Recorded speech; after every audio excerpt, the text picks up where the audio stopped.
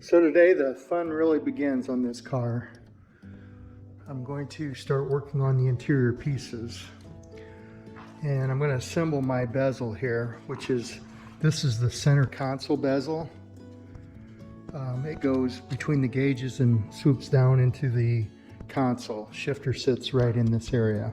And I've shown this in a few other videos, so you may have seen it before. It's all made out of sheet metal, obviously. And I've made a little rack right here to house the new radio head that I bought. And then these studs on the back will hold the stock heater controls. They go through these couple holes on the sides here. And that goes in this area. I've got gauges, new gauges here, oil, boost, and fuel, or fuel pressure, I guess it is.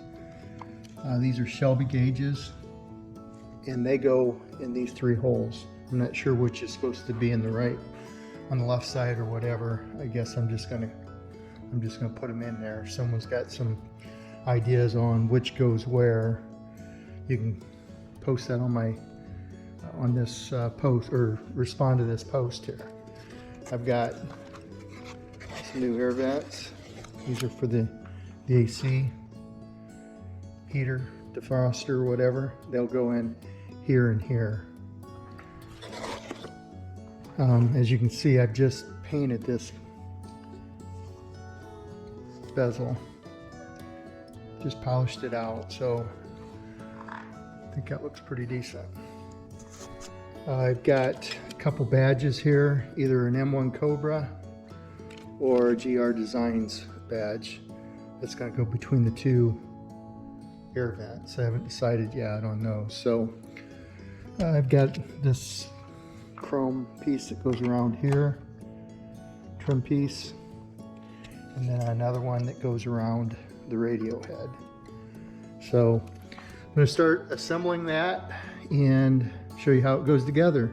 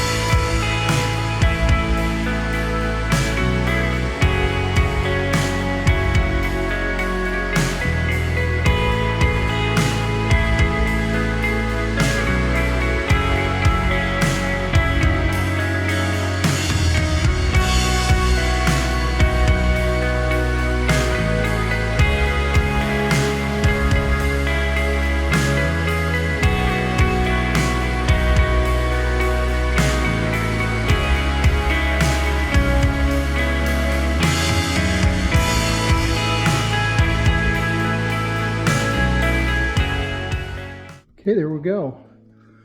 Got the heater controls and the radio head, 3 gauges, and the AC vents in there.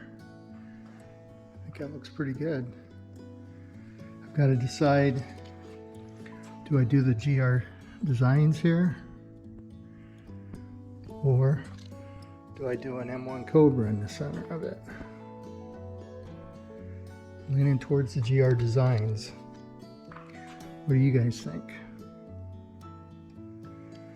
You might have noticed in the time-lapse video that I had to pull those gauges back out because that radio head wouldn't fit beyond that. So those are things you learn. So my heater controls, I got double nuts. Got one on the back here and here, and then one on the outside. So the back will adjust it to get my angle, the tilt just right, and then the forward, however you want to look at it, the bottom one here will adjust it for the angle, and then these will tighten it in place.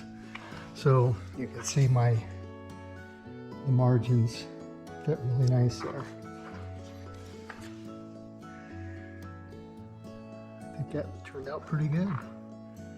Then my radio head, it gets 2 screws on the side.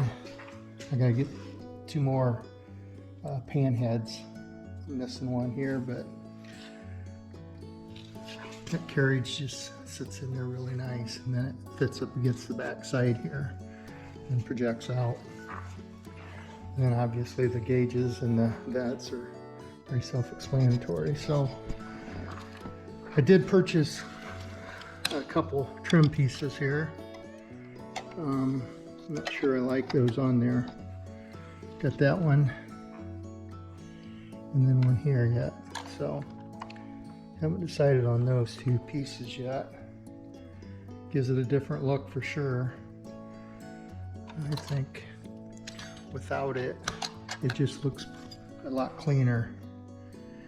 I bought them because I wasn't sure if I could get this to fit around here, which, as you can see, I did. I think that fits really nice. So I'm gonna go back and put her in the dash, see what it looks like. Okay, we'll put this thing in, see how it fits. See, there's a lip on the top of this bezel, and that lip slides in. There's I put a U-channel up under here, so that lip slides up in there, and that's what holds the top in place. And I got to be very careful so I don't damage Tom's nice leather job. So that goes right in there, and then I'm just pulling out just slightly to keep it from touching too much. There we go. It's in there really nice. Okay, so then when it's in the car, I've got a screw here that goes to the center hump, and that holds that in place nice and tight. The next piece that goes in there is my center console bezel, and I painted this piece. I've got my switches in there. It's all cleaned up and ready to go. The rest of it's going to get wrapped with aluminum, brushed aluminum. I've got that piece all made here. It's rolled on the edges and it's anodized already. My friend Tom did that. And so this snaps down over top of this piece here, and it fits really nice and snug. But I don't want to snap that on yet. I want to make sure that I'm good with everything before I do it, because I don't want to have to take it back off. So that's how that will look. This piece has got another piece I welded on the bottom, little offset, and that hooks under this bezel.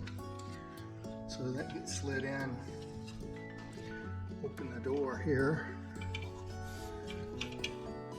That gets slid down below this piece, but I don't want to. Might as well, I guess. Go ahead and stick that in there. That's how that fits. Then it goes down over here. Then my shifter boot goes on here, of course. So this will go over top.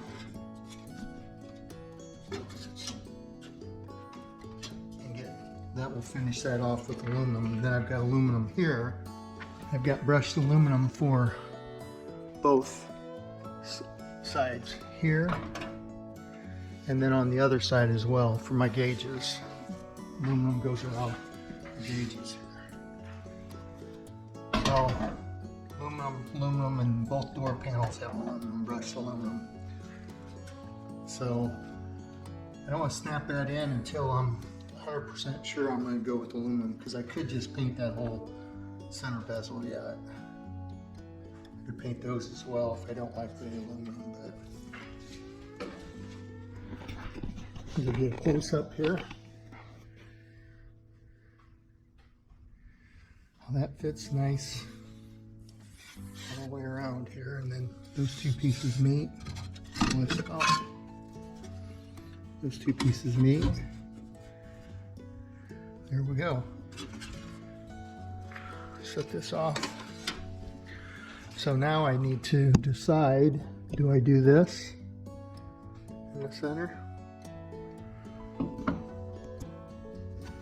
Or maybe a smaller one? Or do I do the M-1 COBRA in the center? I'm leaning towards this, because I think it goes with the radio head, the squareness of it, where this is just too many curves on that upper part. With the rear package tray and seat surround, roll bar,